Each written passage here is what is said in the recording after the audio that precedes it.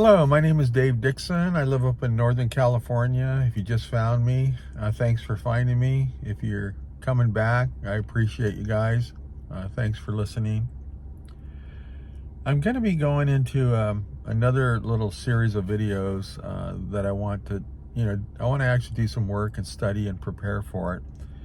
And so some of what I do now is I do like to ask questions to AI because I just think it's kind of cool, to see what they come up with.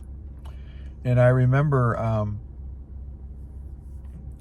a guy, I remember some people, they have such little savings and they're ready to retire. I don't think I'm ever gonna retire in the traditional sense, but at some point I will have to start taking Social Security, and I will have to,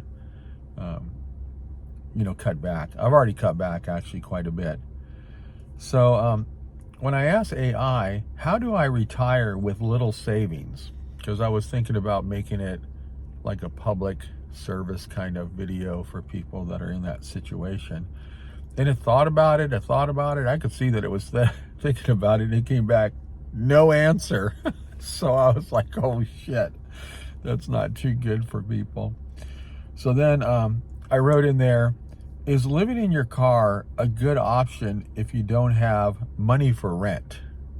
And it was kind of interesting because he came up with some pretty good ideas, and a lot more different than what I see whenever I'm watching van life or people living in their cars. And I wanted to go through some of them, and I'm going to go deeper into them in later videos. So the challenges that you face, in doing that, first one is legal issues, because there are some places that are against the law to sleep overnight, and you will get that knock. They call it the knock, where you're sleeping or you're, in your car, and someone comes and knocks and says, hey, you can't park here. Or sometimes they just give you a ticket, or they just ticket your car because they don't even want to approach you.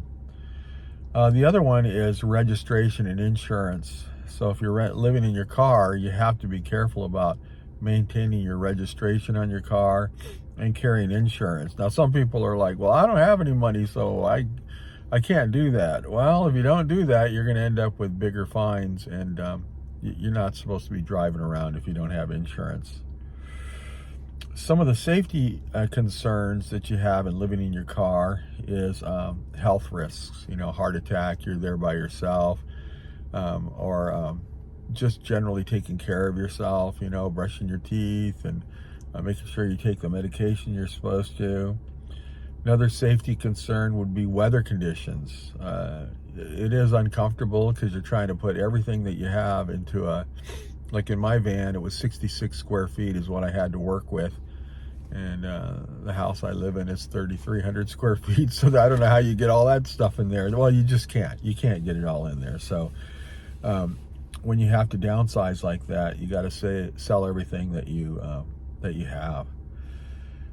Some practical tips that I thought about is you need to get a mailbox. Whether it's going to be UPS mailbox, whether it's going to be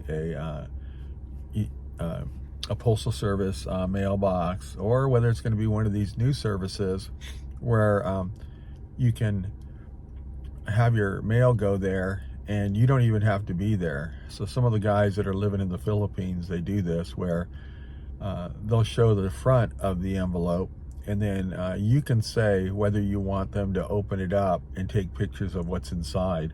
So if it's something that looks like it's a check or something, you might say, yeah, I want to look inside, and then they're going to charge you a little bit more. But the cool thing about it is you're not even around. People think that is your that you're responding to it. And also the other thing is that you get a physical address. So it may be the same physical address as all the other mailboxes, but it looks like a physical address. And sometimes you need to have that to have checks sent there. A lot of guys are getting additional insurance checks or things like that are going to these post office boxes. Another practical tip is the safe parking. You really have to kind of research wherever you're at, but some of the ones that are pretty good, in terms of places that you could stay and not get into trouble, would be rest areas. In fact, that's what they want you to do, is to sleep in a rest area, not on the side of the road. So a lot of these rest areas, that is a place where you could go and you could, have some safe sleep, uninterrupted, hopefully, safe sleep. Another place is 24-hour businesses. A lot of guys, if they are living in their car, they may belong to, say, 24-hour fitness, and they may park in an inconspicuous place, and maybe they'll even have their card, portrayed on the inside of their windshield to show that they are a member of the 24-hour fitness. And it could be a 24-hour fitness that's all over the whole United States. You pay an extra fee, but it gives you a place to get up in the morning, go get some exercise, probably get some coffee in there, and take a shower, and keep yourself clean, which is you're going to feel a lot better. And then there are just some designated overnight camping areas that you may be able to find. If you're living in a car, you're going to have to stay organized, because you're trying to put a lot of stuff into a little area. And I think for men, this is probably easier in a way, because we think in terms of boxes. I give the example that if I'm out working in my garage, and then my wife wants to come out and talk about my mother-in-law, it literally feels like, okay, wait a minute, I have to stop what I'm doing, put away my garage working out box in there, put everything back in it, then I have to get the box that has my mother-in-law's name on it, I'm talking mentally, and open it up, and now I can deal with whatever she's talking to me about. So when you are in a small area, having boxes that fit an area, and then one can be your shower, your shower stuff. So it could be in a bag, so you could just grab it and then go inside and wash up. Or if you go to a gas station, or you go to a Target. Targets are great, where you can walk in there. Walmart, where you can walk in there and you just carry your bag. Sometimes it's good to have a clear bag. That way it looks like two things. It looks like you're an employee, and it also looks like they can see what's inside of it, that you don't have any stuff that you're taking out. So the clear bags, I do recommend that. Then the last thing is, and you may not want to hear this, is access to resources. So you're like, well, I'm not poor. I still have money. I'm still making money. I still have a car. Okay, but you're kind of homeless, okay? You're a little bit homeless. So you're without a brick and stick place. So I think some of the practical things that you have to do, and in terms of access to resources, is you need to start looking around and checking out the food bank and see what they do have, because they have food there, and it's for you. It's for a person that's in your situation. So don't feel embarrassed about it. I mean, at least you're not living in a tent, you have a car. So I remember I'd gone to the food bank. I was down in that area in Stockton, and they're getting ready to open, and I remember it was one car after another, and people were all sitting in their cars, one car after another, to access the food bank. The other thing is shelter. A lot of times there are shelter places open. I know I have a nephew, and he was in a hotel room that was provided for by the city, because he's homeless, and